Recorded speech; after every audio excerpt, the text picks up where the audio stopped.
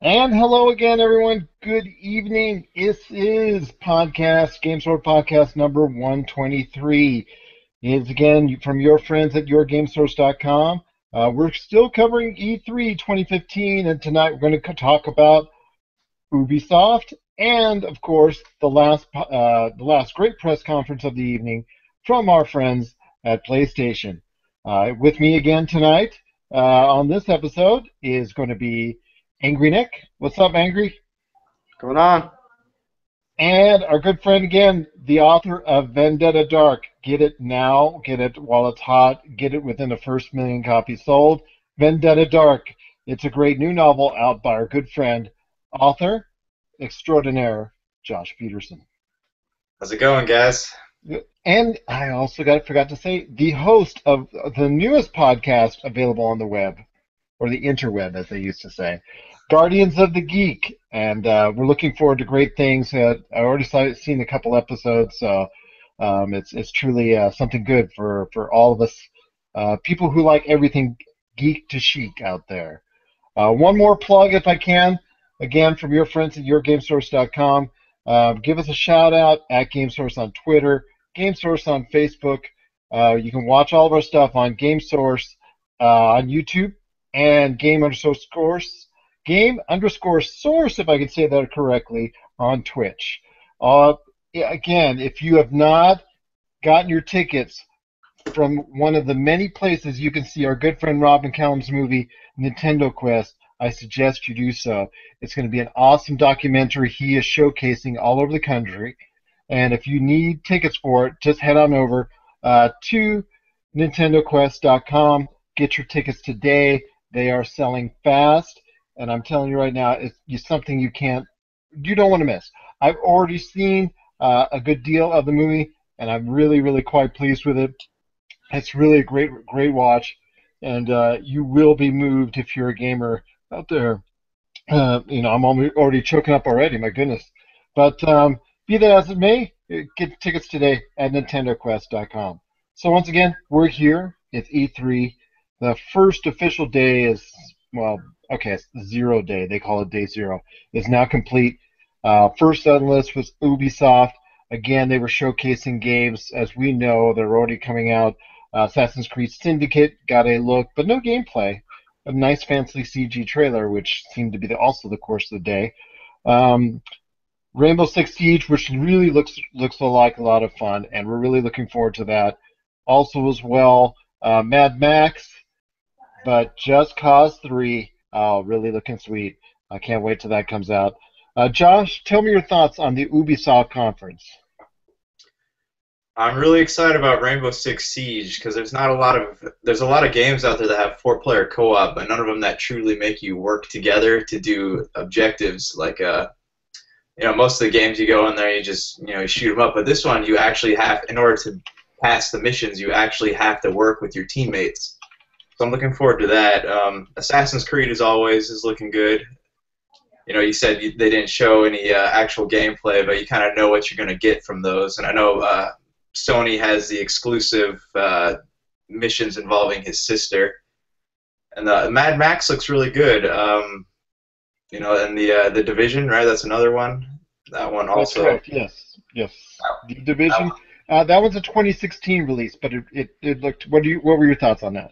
Oh, it looks really good. I hadn't seen a lot of footage of it before today, so that's definitely on my to-play list. How about you guys? Go ahead, Nick. Yeah, I mean, I really probably what was most appealing to me, since we bobbed it over to me anyway, but it's probably the Division. If I recall correctly, that was showcased last year too, wasn't it? Only a little bit. Yeah, it was. Yeah, there was a gameplay demo of it, but this was a little bit more detailed. Yeah. And they're obviously, now that they've had a couple of delays in it, so they're finally now circling in on a release date. Also want to talk about the new game For Honor, which is the sword fighting game, which was also very good, very promising as far as the type of game that people would like to play as well. Kind of want to mention that out there and throw that out there as a promising title for Ubisoft as well. But Nick, your thoughts on some of the Ubisoft happenings? Yeah, no, I mean, really, the thing that was probably most appealing to me that was showcased really, I think, I mean, overall probably in the conferences in general, one game for me, and obviously from Ubisoft was the Division. I'm looking forward to playing that. I think that falls right in line with a lot of the kind of post-apocalyptic type, whether they be FPSs or third-person shooters. I don't know. That game looks like it has that game has a lot of potential. I think I some of the aesthetics from kind of what I was visually gathering from it. I don't know if maybe I don't know. Maybe I don't know if it was something that we were watching. I mean, what do you think, Gerald? I thought some of the aesthetics were not as well refined as they could be. I understand it's probably since it's not fully completed until 2016. The game itself looks like it's good. It looks like it has a lot of the gaming mechanics. That's certainly going to make it a fun game. Um, I it doesn't seem like the storyline. They seem a little I don't know if they seem hesitant on revealing a little bit more with regard to the storyline. It seems like so far it's kind of weak. I understand that they've probably maybe intentionally left some of the details out on purpose, but I mean overall, that's kind of what out of Ubisoft's lineup. That's kind of what's appealed to me. Like I said, having seen that showcase last year, I was kind of already kind of gung ho about giving that game a whirl. So I can't wait till 2016 to be able to see the finished production. And before we go on to Ubisoft, I do want to clarify a couple things. First off, from our previous podcast, the controller that was announced was a premium controller, which is going to retail around $150 for the Xbox One. And I believe that we stated that it was an exclusive that the Xbox One was only going to get the PC mods once they're done, and then they go over to the Xbox One or become available then. PS4 will also get them too, but at a later date. The timed exclusivity will go to Xbox One on those mods. But Ubisoft, Just Cause 3, I'm really excited for that. Mad Max, that was, well, I'm kind of not the strongest. I'm really not in a corner on that one. That really just didn't. That hasn't really gotten my attention. But For Honor, I think was very very promising indeed. I think it's a title worth looking for. And also, of course, Rainbow Six Siege is just really good. What really surprised me was that there was no gameplay shown of Assassin's Creed, just a CG trailer. Kind of concerning. But then again, after the debacle that was known as Assassin's Creed Unity, I'm not entirely 100% surprised because I'm sure they would have worried about some type of faux pas being shown on screen. I don't know. I think I mean, Gerald, don't you think Assassin's Creed's kind of? I realize they keep coming out with iteration after iteration. I mean, I think it's about worn out. You keep saying that, and people keep saying that, and it still sells millions of copies, even if it wasn't bundled with the Xbox One. So it's Yeah. as long as people keep buying it, like look right behind you, you've got Call of Duty Black Ops 3 right behind you. It still sells. It's still going to sell 20 million copies or close to it. I mean, yeah, I guess it's a good point. Yeah, my goodness. People say they're tired of GTA. Well, sorry, GTA 5 is still selling in the top 5 each and every month. 2 years later. You get mad at doing the same thing.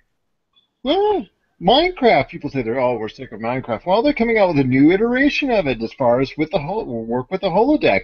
But people were oohing and awing over it. You were oohing and awing over it, Nick. But people are so tired of Minecraft. So, it's if you say that, people say they're tired of Madden, but Madden still sells galore.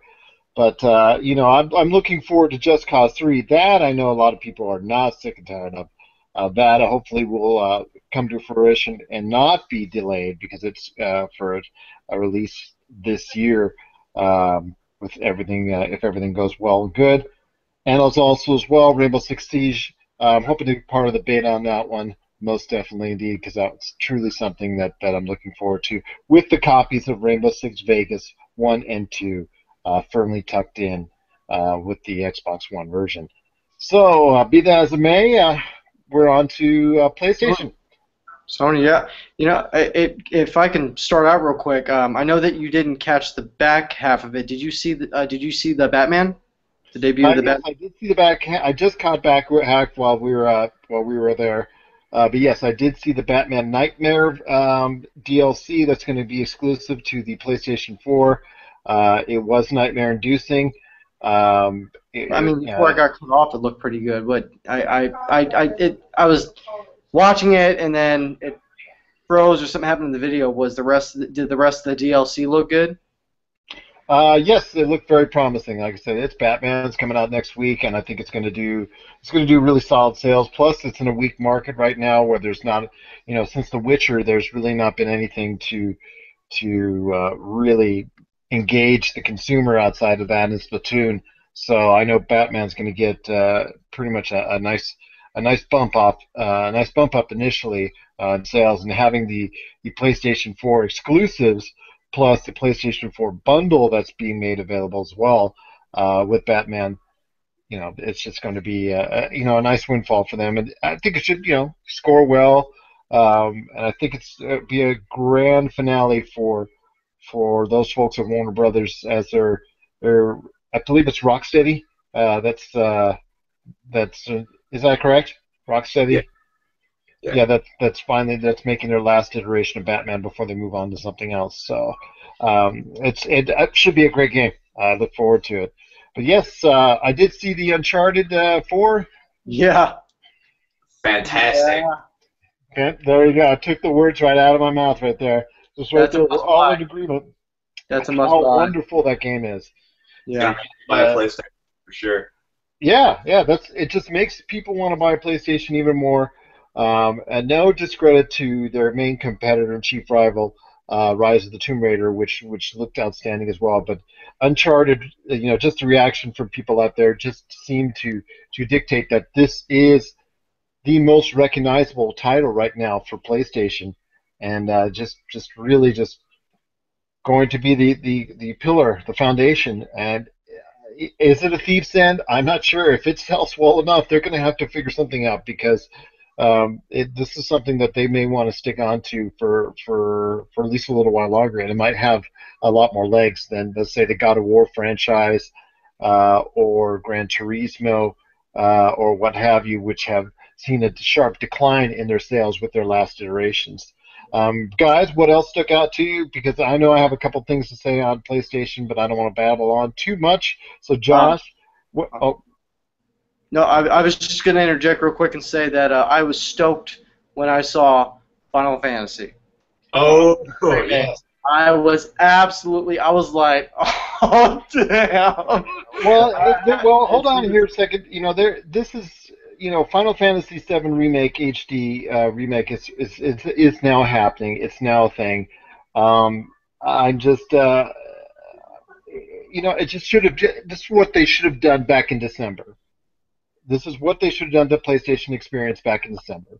They had to make themselves really look bad and embarrass themselves in front of a world audience by trying to sneak over that port, the bad PC port, over to and try and pass it off on audiences.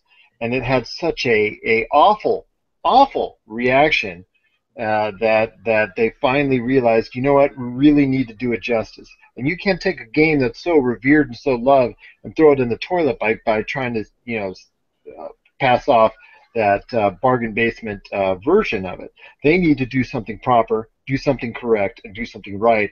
And I'm finally glad that they are actually going to take the time to do so. I think the audiences can wait because it was supposed to have been out the first part of this year, the port being on the PlayStation, and I'm glad that they're actually common sense has come into mind and they're actually doing that. Josh, your thoughts on that? Well, when I first saw the trailer, I thought they were gonna be another sequel to the Final Fantasy VII series. How you had Dirge Cerebris and what was the Advent Children.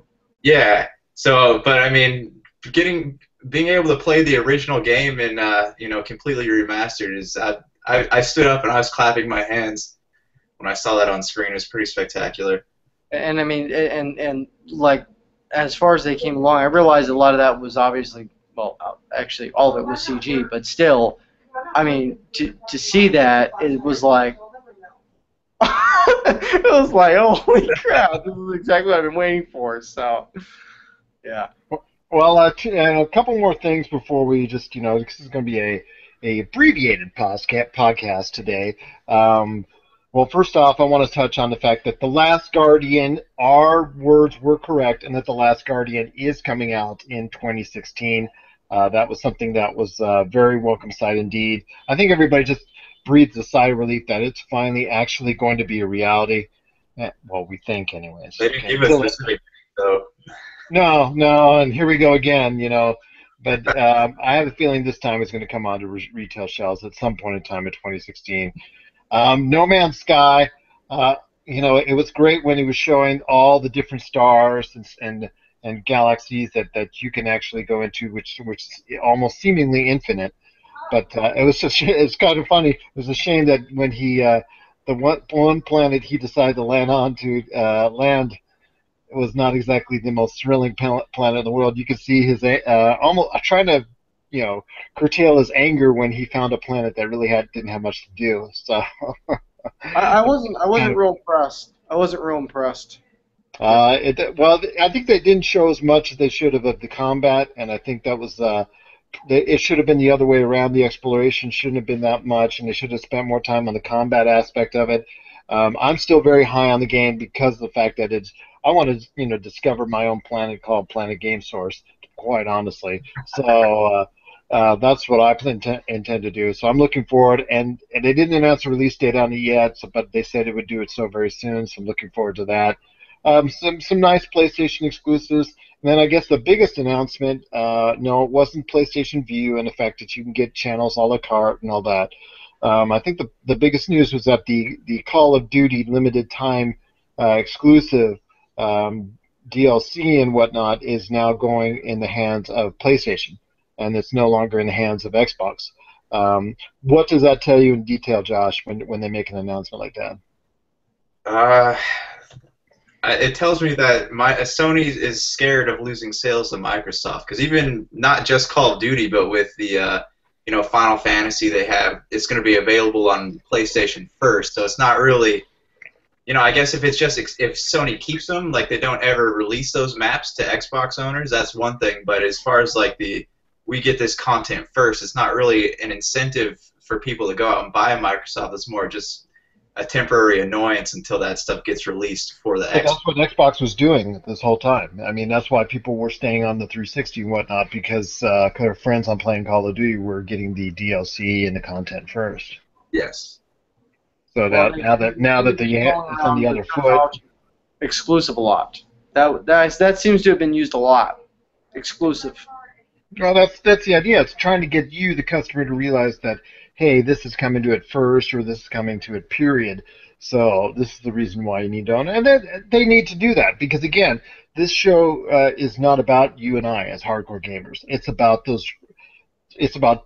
three individuals, three types of groups: the press, the regular consumer that only shops for video games at a certain point of the year, and then also as well investors.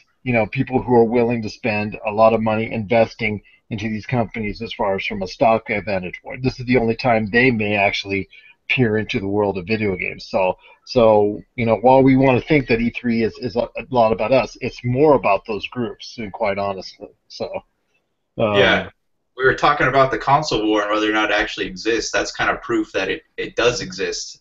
Absolutely, I think it does. I know. There's been staff members who think otherwise, and I respect that opinion absolutely. But when it comes down to it, every year, there's a battle for your wallet, and to me, that constitutes a type of battle, war, whatever you want to say. It's a type of challenge indeed. So, any last thoughts, guys, on the PlayStation conference? One last thing you might have been enjoyed or not enjoyed about the conference? Yes. Can we talk about was it Horizon? Yes, Horizon. The game looks spectacular. Yes, from the folks at Guerrilla Games, the makers of Killzone. And they were shooting metal dinosaurs, which my daughters were saying, "Why is the toaster trying to attack her?" So, but we won't go there. We won't go there. Nick, one last thing. No, I think that was I think that was good. I think Sony had a pretty good lineup. You know, I'm really excited for Uncharted 4. I can't wait till we see that later in fourth quarter this year. And I think they got some solid games. I mean, between all the conferences, I think we have some. I think we have a good 2015, 2016, a couple good quarters to look forward to. Do indeed. There's a little bit of a gap as far as their holiday. Their holiday may not be as strong as Microsoft's is right now at the moment, but I do believe come 2016 that they match up just as well with both, them, Xbox, and Nintendo. So it should 2016 is looking great year for video gamers galore because there's a lot of great titles. Hopefully that will come out, and I say that hopefully um, will come out in 2016. This holiday, though, I think the Xbox One is cornering itself a little bit better position than PlayStation, but PlayStation held up okay today.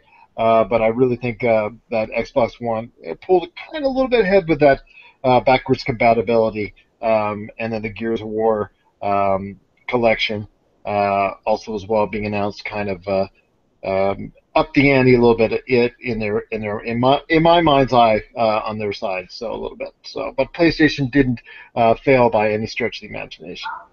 So, Yeah. all right, that's going to do it for us. Once again, I want to thank the author of Vendetta Dark and one of our own staff members, Josh Peterson. And then also as well, I want to thank Angry Nick for also joining us on the podcast. If you have any questions, you can email us, info@yourgamesource.com. You can always send us a tweet at GameSource. You can always check us out, yourgamesource.com, GameSource on Facebook, GameSource on YouTube, Game_Source on Twitch. So again, and also I wanted to one last plug if I can. Thank you so much for everything that you've done for us in Retro City Games here in Las Vegas. We're going to be having a live podcast on the 27th. So if you're in Vegas, you want to join us on the 27th during one of their game nights. We're going to be there in person recording podcast. And on the 28th, we're going to do a podcast before the latest showing of Nintendo Quest. And our good friend Rob McCallum, Rob and Jay, they're going to be here in person at UNLV on the 28th. They're going to be there, so get your tickets for that or one of the other showings across the country. Check it out, NintendoQuest.com for ticket information, or stop by for the Vegas showing. You can stop by Retro City Games in Las Vegas. They've got a great line of games, used games, new toys, a whole bunch of stuff that you can take a look at because they're really great people indeed. Go in there and tell them GameSource said hi. We truly would appreciate it. And I think that's going to do it for GameSource Podcast 123. Quick look at PlayStation and Ubisoft. Once again, guys, say goodbye, everyone, because we're heading on out for tomorrow and more E3. Sounds like a plan. Thanks for joining us, everybody. Yeah, thanks, guys. Good seeing you again, Josh. Thanks again for joining us, and have yourselves a great day, because it's another beautiful day in paradise.